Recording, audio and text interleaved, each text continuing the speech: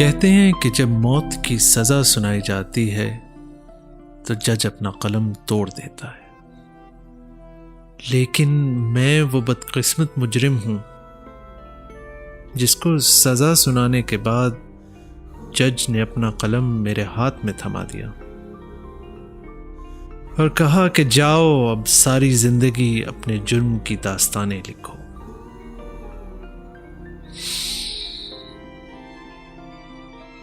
कोरे कागजों पर जब मैं स्याही बखेरने लगता हूं तो कहीं ना कहीं मेरा कलम रुक जाता है और कहानी को आगे नहीं बढ़ने देता। आज तक ये अंदाजा नहीं लगा पाया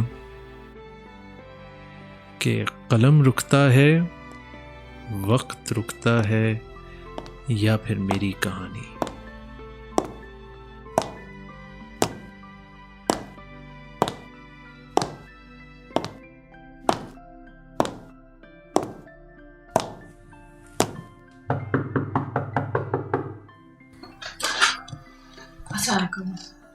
जी फरमाइए। जी मैं शायान से मिलने आई थी। शायान, वो गालबन 302 में रहते हैं। जी जी उन्हीं से।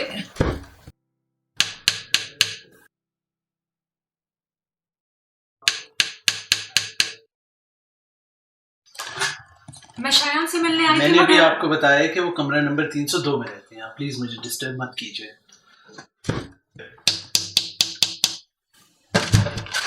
मगर मोहतरमा, मैं आपको कितनी दफा बता चुका हूँ कि वो कमरा नंबर 302 में रहते हैं। आप मुझे क्यों बार बार तंग कर रही हैं? शायान साहब का कोई सीरियस इशू है, वो अगर किसी से नहीं मिलना चाहते तो आप उनको उनके हाल पे क्यों नहीं छोड़ देती? और प्लीज मुझे तंग करना बंद करिए। 302 मुझे मिल गया है, मगर लाइटर होगा आपके पास? लाइटर?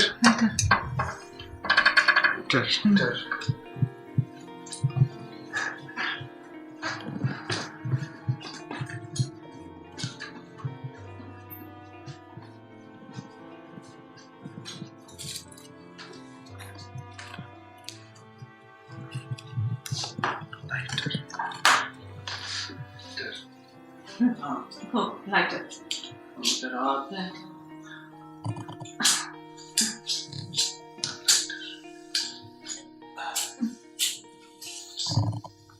ये लाइटर अब आपसे नहीं जलेगा। वो आप कह रहे थे कि शायान को कोई सीरियस मसला है। शायान? हाँ, शायान को मैं जाती तौर पे नहीं जानता, मगर लोग कहते हैं कि वो अपना दिमागी तवाज़ुन खो बैठे। नहीं, ऐसा नहीं है। वो पागल नहीं है। हाँ, वो कुछ परेशान है आजकल।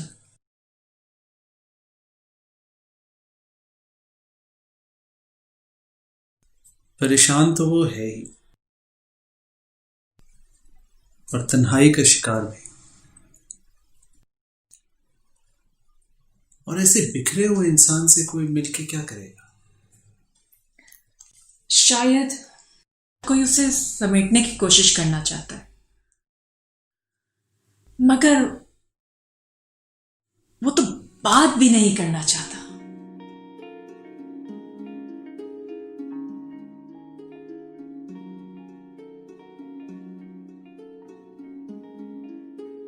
जब बिखरना रास आ जाए तो सिमटने से वहशत होने लगती है, और समेटने भी वो हाथ आए जिन्होंने उसको बिखेरा हो।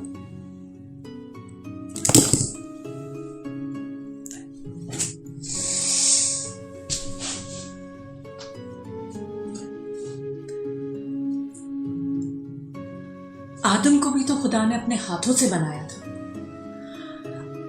आदम से भी गलती हुई थी, तो क्या खुदा ने आदम से कलाम करना छोड़ दिया था? क्या खुदा और आदम का रिश्ता खत्म हो गया था? नहीं, खुदा ने आदम को दूसरा मौका दिया था। मजबूत रिश्तों में गलती की हमेशा गुंजाइश होती है।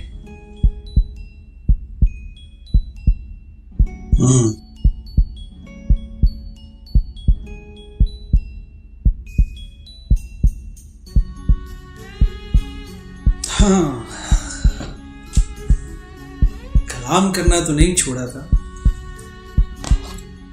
मगर उसको अपनी जन्नत से जरूर निकाल दिया था, और जिंदगी जैसी सजा और मौत जैसी अजियत का तोहफा भी साथ दिया था। आदम ने अपनी गलती का एतराफ भी कर लिया था और खुदा ने उसको माफ कर दिया। मैं शायान से मिलने इसीलिए आई थी कि मैं अपनी गलती का एतराफ करूं।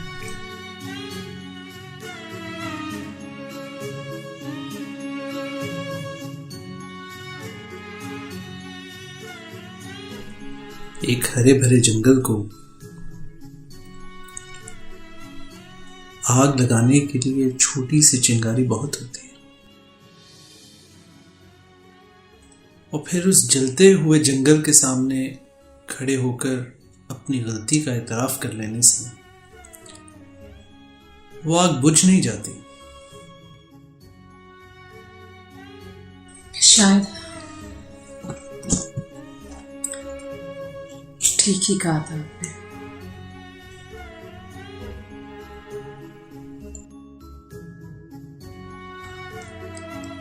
ये लाइटर अब मुझसे नहीं चलेगा।